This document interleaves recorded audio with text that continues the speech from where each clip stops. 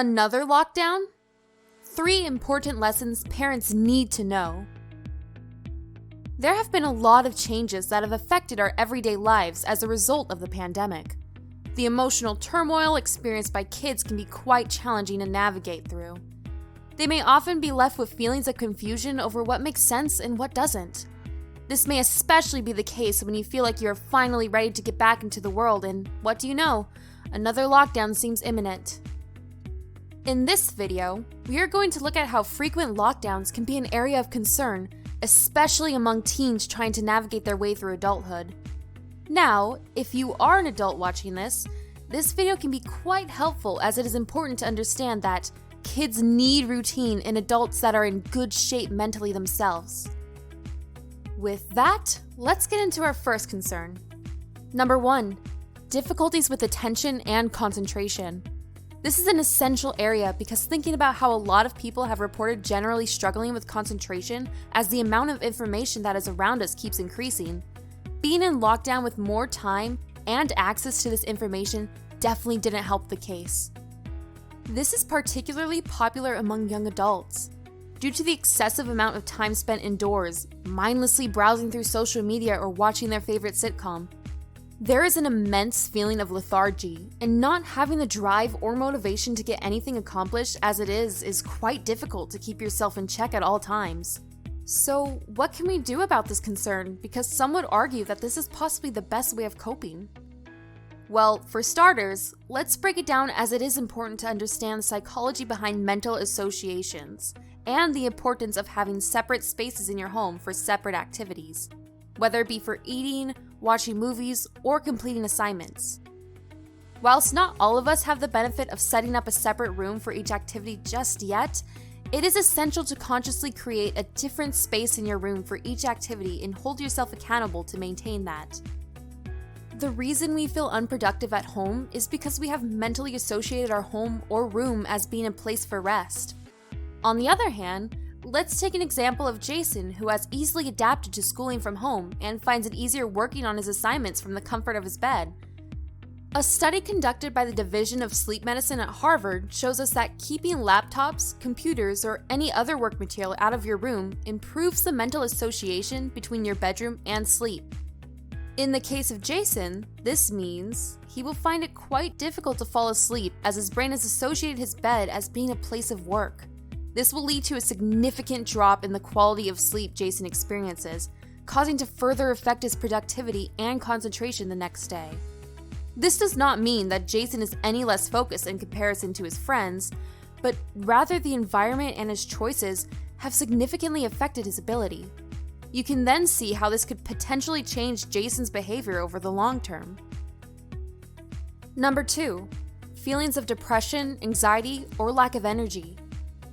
These feelings are some we may have all faced at some point during the lockdown and possibly continue to face as a prolonged side effect of the lockdown. Research from the University of Sheffield has shown us that the proportion of people that reported feelings of depression and anxiety was about 52%, which was 3 times higher than pre-COVID averages. This is especially prominent in younger people that still struggle with trying to navigate their lives during a post-COVID era. Some parts of Australia have had as many as 8 lockdowns over the last 2 years. Hence, just the thought of getting back to normal seems far from possible, especially with new strains of viruses causing more of a panic. It's time we look at this post-COVID era as the new normal.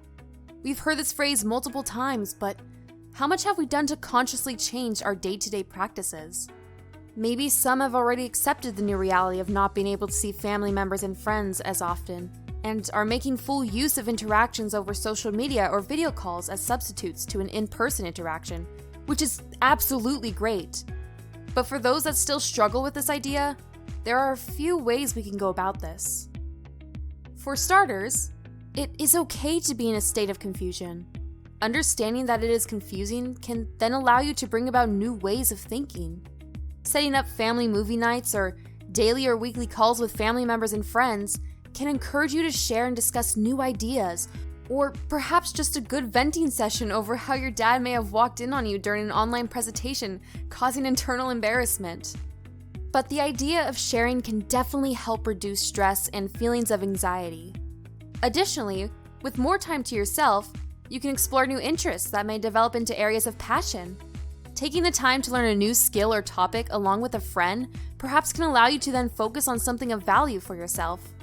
Suddenly, you'll have spent less time worrying and more time trying to learn something you would have never otherwise gotten the time to. All things considered, we need to give ourselves more credit over how we've managed to adapt to situations post-pandemic, which would have otherwise been quite challenging as a result of our daily fixed routines. We are all in this together, and whether it be showing support to a friend that could really use it, or asking for guidance yourself can go a long way for both relationships. Number 3, unhealthy eating habits and lack of daily exercise. Coping with chronic stress, which is essentially the emotional pressure suffered over a prolonged period of time, aka lockdown, or rather, repeated lockdowns, can be quite suffocating.